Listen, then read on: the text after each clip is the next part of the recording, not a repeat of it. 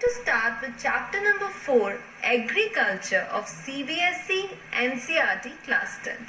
Let's begin. Have you ever thought where agriculture word came from? कि ये नाम कहाँ से आया है और agriculture को agriculture ही क्यों कहते हैं? Let's see. Agricultura is a Latin word from which agriculture is derived. The first half, agri, of agricultura means field, यानी कि खेत, and the second half, cultura means growing or cultivation. By combining these two words, agri and cultura, we get agricultura, which is converted into agriculture according to late Middle English. So this is the mystery behind the word agriculture. Now हमें पता तो चल गया है कि agriculture word बना कैसे. अब सीखते हैं कि agriculture होता क्या है. Agriculture is science or practice of farming, including cultivation of the soil for growing of crops and rearing of animals to provide food, wool and other products. तो होता क्या है? It's a science which includes cultivation of soil. Cultivation of soil का मतलब क्या है? जिसमें हम soil को ready करते हैं और उसके ऊपर grow करते हैं different crops. And rearing of animals. Rearing of animals का मतलब क्या है? जहाँ हम जानवरों को पालते हैं अपने benefit के लिए, ताकि हम उनसे क्या ले सकें? Food. Non-vegetarians जो होते हैं they get food from animals. आप लोग meat खाते हैं, chicken खाते हैं, fish खाते हैं. वूल जो आपकी स्वेटर्स जिससे बने होते हैं वो वूल हमें शीप से मिलता है. अदर प्रोडक्ट्स में you can include the dairy products, जैसे आपको मिल्क मिलता है. सो बेसिकली क्या होता है? एग्रीकल्चर इंक्लूड करता है दोनों चीजों को, cultivation of soil for growing crops and second rearing of animals. Basic motto अगर हम कहें एग्रीकल्चर का तो है these 3 F's, food, feed and fibre. पहला मकसद फूड प्रोवाइड करना for growing population. Second, feed provide करना. फीड क्या होता है? जैसे एग्रीकल्चर के लिए जो एनिमल्स हम यूज करते हैं, जिन्हें हम कहें जो हर्बीवोरस एनिमल्स होते हैं, वो फीड किस पे करते हैं? प्लांट्स पे करते हैं, क्रॉप्स पे करते हैं. तो फीड प्रोवाइड करना. And third is fibre provide करना. जैसे हम वुलन क्लोथ्स पहनते हैं, it provides fibre also. This I have particularly chosen explain करने के लिए, क्योंकि बहुत से लोगों के मन में मिथ होता है. There is a myth that agriculture means, आप एक इमेज बना लेते हैं growing of crops. You imagine a farmer, you imagine a field and a man working there for growing crops. No, agriculture is not about only growing of crops. It also includes rearing of animals.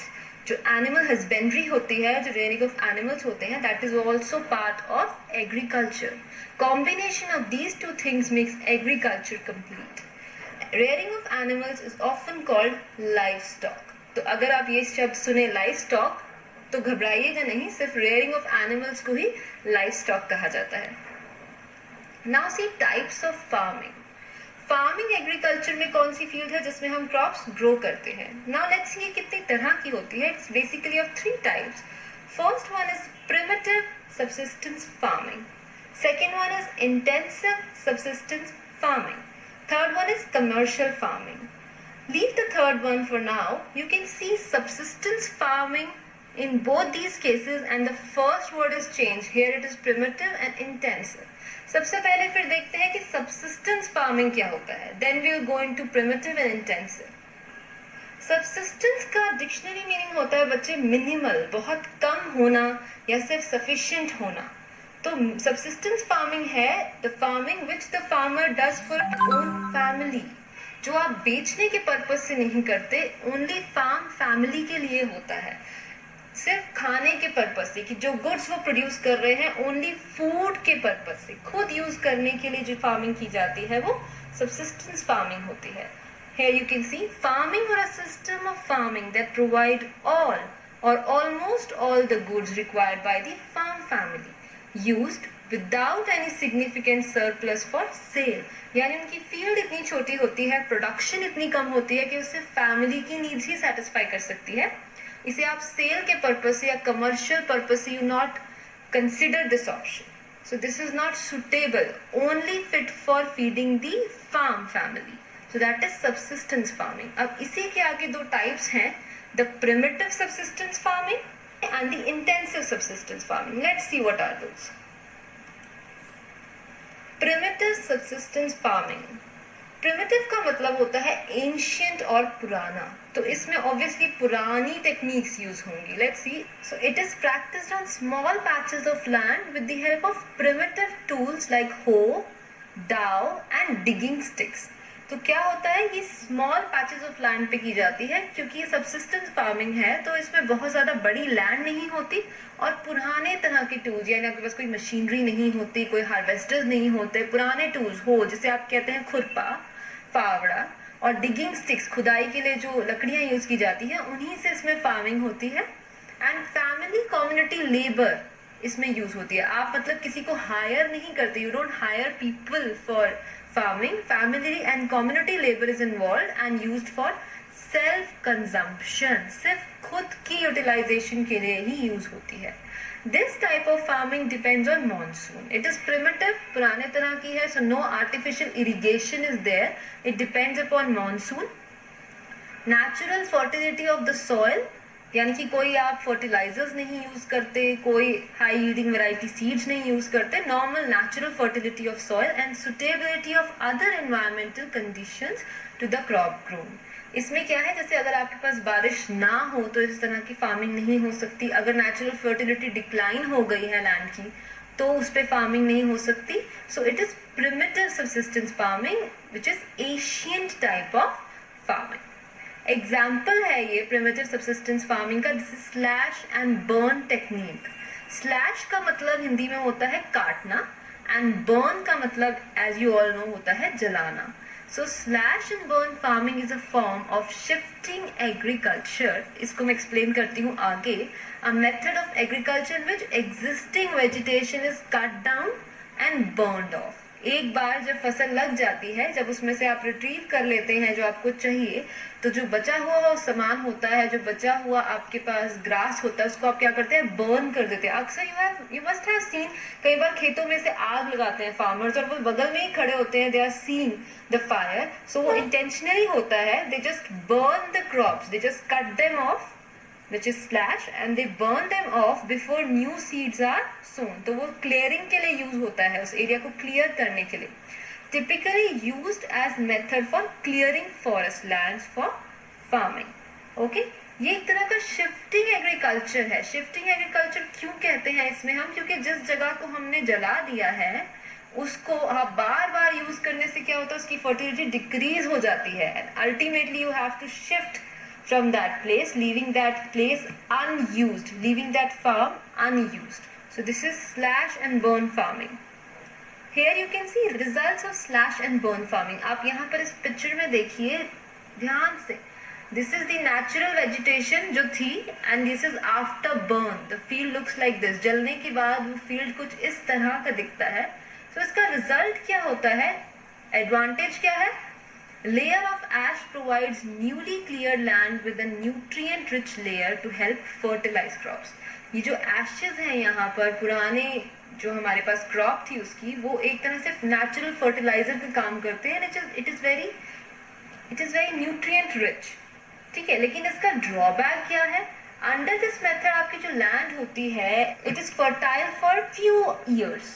After the few years or couple of years, this land is deficit of nutrients. इसमें से nutrients खत्म हो जाते हैं और तब farmers क्या करते हैं, इस land को छोड़कर किसी next जगह चले जाते हैं. So that is why it is called shifting agriculture also.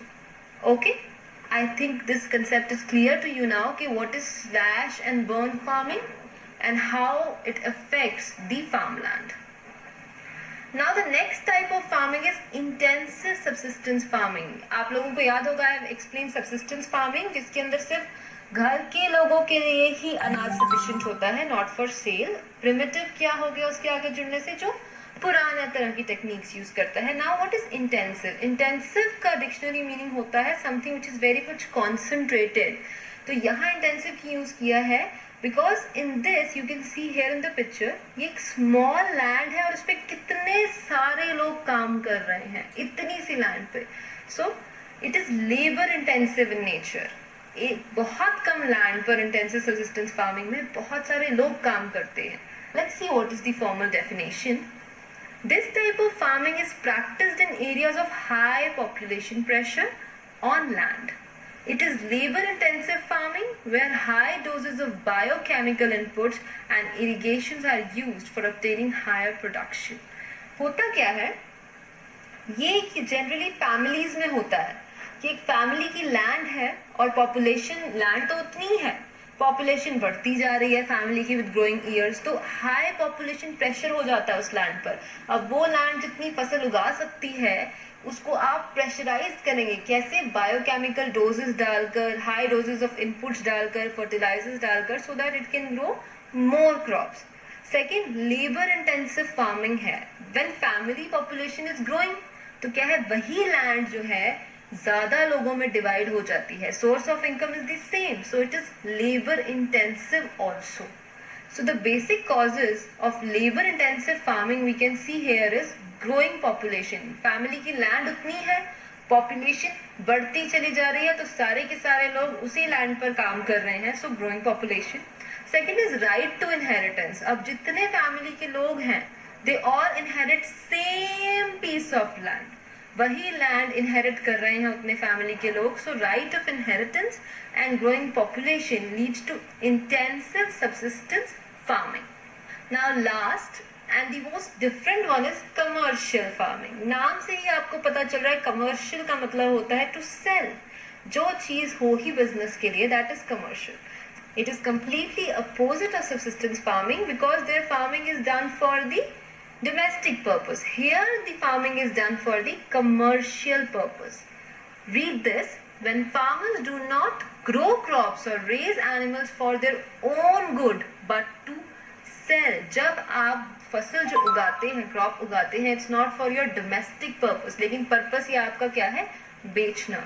Here you can see there is a field of commercial farmer. You can see the hi-fi equipment, you can see the type of field and the acres they have. This is an overview of commercial farming. Let's see what are the characteristics of commercial farming. First one, it is done on large scale farms. जो farm size होता है, क्योंकि हम बेचने के लिए use करने वाले हैं for population, so farm size is comparatively very large as compared to subsistence farming. Large scale farms, it creates employment for people as compared to the subsistence farming where the only home labor or the community labor is involved. In commercial farming we generally hire people. हम लोगों को hire करते हैं farms पे काम करने के लिए, तो it create employment. Third, it uses high doses of modern inputs. इसमें हम जितनी भी modern हमारे पास चीजें available हैं, जो modern scientific technologies available हैं, like high yielding variety of seeds. High yielding variety of seeds क्या होती हैं, जिसमें हमारे पास crop जो है वो ज़्यादा produce होती है than a natural seed. These are chemically made seeds. High yielding variety of seeds. Chemical fertilizers for increasing the fertility of soil, insecticide and pesticides. पहले क्या होता था, जिसको आप कहते हैं weeds, या कीड़े लग जाते हैं, पेस्ट लग जाते हैं आपकी फसल पे, तो वो खराब हो जाती है. Now to protect them, insecticides and pesticides भी use किए जाते हैं in order to obtain higher productivity. So these three are basically the main characteristics of commercial agriculture.